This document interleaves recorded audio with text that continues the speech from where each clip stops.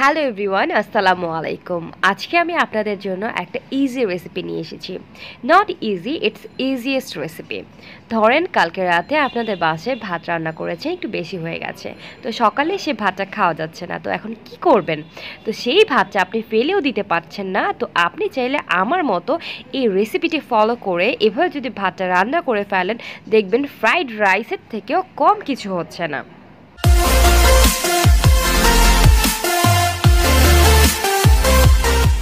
চলুন দর্শক দেখে নিই কী লাগছে। প্রথমে আমি একটা ফ্রাইং প্যানে কিছু তেল নিয়ে নিচ্ছি, তাতে একটা ডিম ছেড়ে দিচ্ছি, ডিমটাকে ঝুরি ঝুরি করে নিচ্ছি। ডিমটা ঝুরি ঝুরি হয়ে গেলে তাতে আমি কিছু গাজর কুচি দিয়ে দিচ্ছি, দিচ্ছি কিছু পেঁয়াজ পাতা কুচি, সাথে দিচ্ছি ক্যাপসিকাম কুচি আর দিচ্ছি পেঁয়াজ কুচি। এখন এটা ভালোভাবে মিক্সড করে নিচ্ছি, হালকা একটু লবণ আর সয়া সস দিয়ে দিচ্ছি। এই রান্নাটাতে আমি মশলা হিসেবে ইউজ করেছি সয়া সস। তো সয়া সসটা দিয়ে হালকা একটু সবজিটা সেদ্ধ হওয়ার জন্য ঢেকে দিয়েছিলাম। তো এই পর্যায়ে আমি হালকা কাঁচামরিচ কুচি দিয়ে দিচ্ছি, যদি আপনি ঝাল খেতে চান তাহলে একটু বেশি দিতে পারেন। সো আমি এই পর্যায়ে দিয়ে দিচ্ছি সেই ভাত যেটা কালকে রাতে আপনার বেশি হয়েছিল।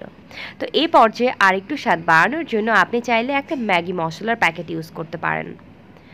সো ভালোভাবে নেড়েচেড়ে নিলে হয়ে যাচ্ছে আপনার ফ্রাইড রাইস। তো এই ফ্রাইড রাইসটা আপনি যদি খান, আপনি দেখবেন নর্মালি আমরা রেস্টুরেন্টে যে ধরনের ফ্রাইড রাইস খেয়ে থাকি তার থেকে কিন্তু কম কিছু হয়নি। সো আশা করছি এভাবে যদি আপনি রেসিপিটা রান্না করেন সেক্ষেত্রে আপনার অনেক ভালো লাগবে। আর আমি লাস্ট পর্যায়ে যেটা করেছি সেটা হচ্ছে হালকা একটু কেওড়ার জল দিয়েছি।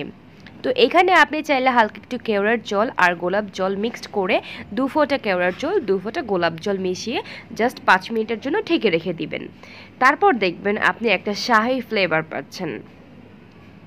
সো এইভাবে রান্না করে আমাকে অবশ্যই জানাবেন যে আপনাদের কেমন লাগলো।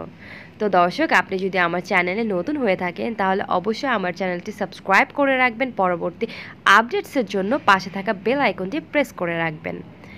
তো দর্শক, আশা করছি এই রেসিপিটি আপনাদের খুবই ভালো লাগবে। তো আবারও আপনাদের সাথে দেখা হবে নতুন কোনো রেসিপি নিয়ে। ততদিন ভালো থাকবেন আর আমার জন্য দোয়া করবেন, আমার পাশেই থাকবেন। আল্লাহ হাফেজ।